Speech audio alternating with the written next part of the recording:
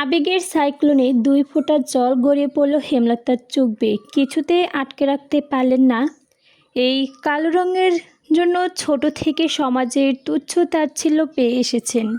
লুকিয়ে যে কত কেঁদেছেন, কত করে চেয়েছেন কেউ তাকে একটু সুন্দর বলুক, কিন্তু সেই কপাল কখনোই হয়নি।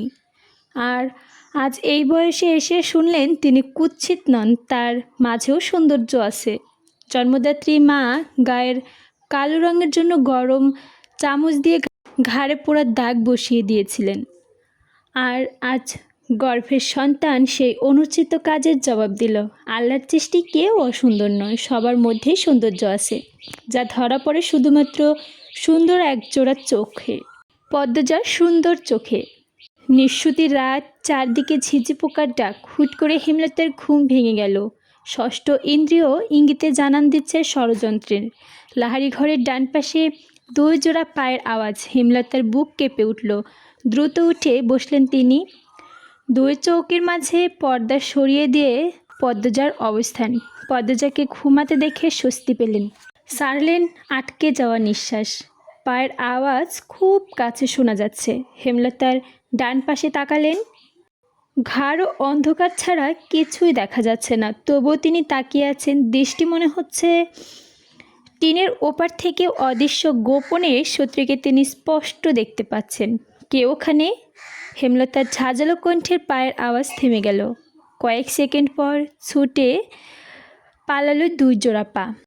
ভোর, বাইরে গুড়ি গুড়ি বৃষ্টি পড়ছে, সেই সঙ্গে সুন্দর ঠান্ডা একটা হাওয়াও বইছে। বৃষ্টি পড়ার কারণে আকাশ মেঘলা, চারপাশটা একটু অন্ধকারাচ্ছন্ন। হালকা আলোতেই মেঝেতে শীতল পাটি বিছিয়ে ৩ বোন পড়ছে। ঝমঝম করে বৃষ্টি হয়েছে রাতভর, বর্ষা স্নানে প্রকৃতির চিহ্ন।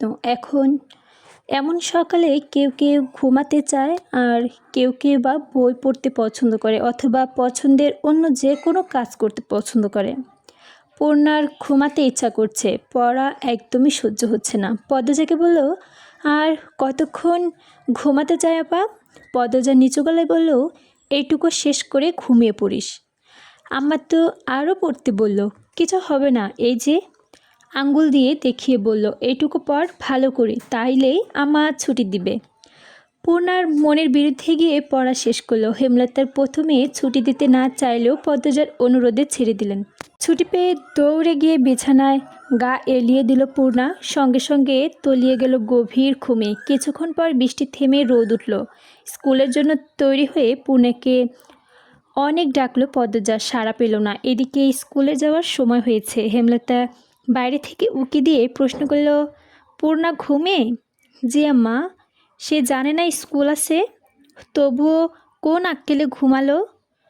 মায়ের রাগে ফলাফল ভেবে পদ্মজার শঙ্কিত। আজ পূর্ণার নির্ঘাত মার খাবে। সে হেমলতাকে আশ্বস্ত করে বলল, তুমি যাও আম্মা, পূর্ণা কিছুক্ষণের মধ্যে তৈরি হয়ে যাবে। হেমলতা জানেন পূর্ণা এত সহজে ঘুম থেকে উঠবে না, প্রায়ই এমন হয়। যতই আদর করে ডাকা হোক না কেন, বৃষ্টিমাখা সকালে তার ঘুম ভাঙানো যুদ্ধের সমান। পাশের কঞ্চিকে পূর্ণা ভীষণ ভয় পায়, অথচ কঞ্চির বাড়ি না খাওয়া অবধি ঘুম থেকে কিছুতেই ছাড়ে না।